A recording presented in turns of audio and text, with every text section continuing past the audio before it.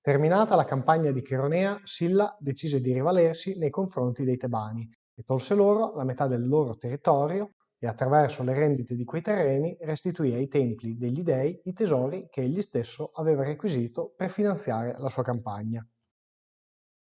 Nel frattempo, però, un esercito mitridatico al comando del generale Dorilao era approdato in Calcide con 80.000 uomini, ben addestrati e disciplinati, che si erano uniti ai 10.000 sopravvissuti della battaglia di Cheronea, che erano fuggiti al comando di Archelao.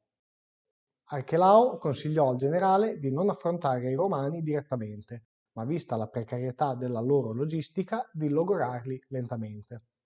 Fu così che Dorilao decise di accamparsi nella piana di Orcomeno, un luogo che avrebbe facilitato la manovra dei propri cavalieri e dei propri carri falcati in caso di scontro coi Romani.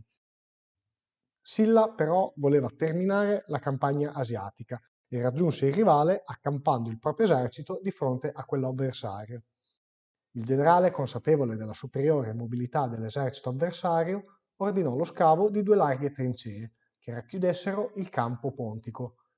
Questo lavoro aveva il fine di annullare la superiorità della cavalleria pontica e giungere allo scontro attraverso un assalto delle fortificazioni nemiche, ingaggiando il nemico corpo a corpo, specialità nella quale i romani eccellevano.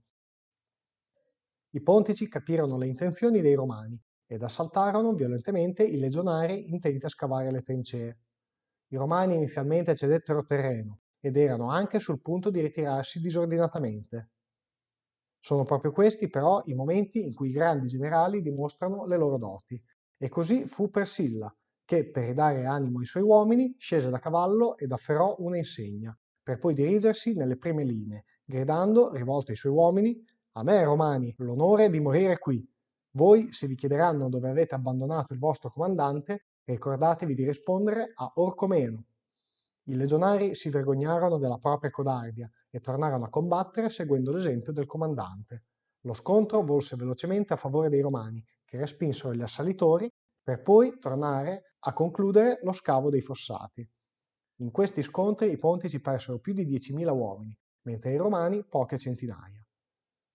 Con quest'opera, ancora una volta, Silla era riuscito a conseguire il vantaggio tattico sull'avversario, annullandone il vantaggio numerico. I pontici erano ora costretti in uno spazio limitato, in cui non potevano fare valere la loro superiorità numerica. Intanto al campo romano venivano ricevuti i senatori costretti alla fuga da Roma, per via del governo di Cinna. Sempre più Silla veniva ad essere il punto di riferimento della fazione degli Ottimati, che vedevano in lui il leader che avrebbe potuto sconfiggere il partito dei Populares, allora al governo di Roma, oltre che l'uomo che potesse ristabilire un governo legittimo della città, poiché il console Cinna deteneva il governo oramai da 3 anni, senza che fossero state indette elezioni nella capitale. Silla sentiva dunque di dover concludere le guerre contro Mitridate e il giorno dopo la fine degli scavi i suoi 30.000 romani furono lanciati all'assalto dell'accampamento pontico. L'assalto ebbe successo e i pontici furono sbaragliati. Silla a questo punto tentò di allestire una flotta per portare la guerra in Asia. In questo frangente fu informato di essere stato dichiarato nemico pubblico da Cinna e che i suoi amici a Roma erano stati trucidati. Era giunto l'85 a.C., quando il console Flacco fu ucciso dal suo legato Fimbria, che prese il comando delle truppe romane in Asia. Egli, con decisione, marciò contro Mitridate, verso la capitale Pergamo, che conquistò.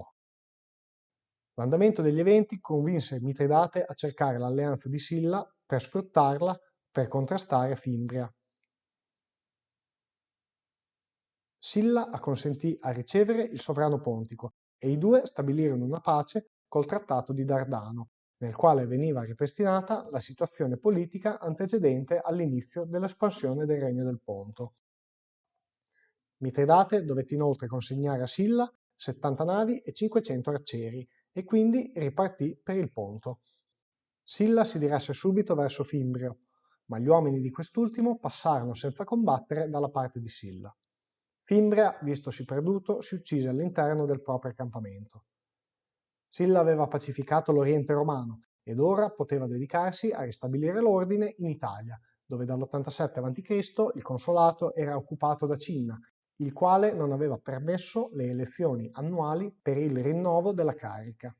La fazione di Cinna aveva intuito il pericolo rappresentato dall'esercito di Silla ed iniziò a mobilitare uomini e risorse per allestire un grande esercito.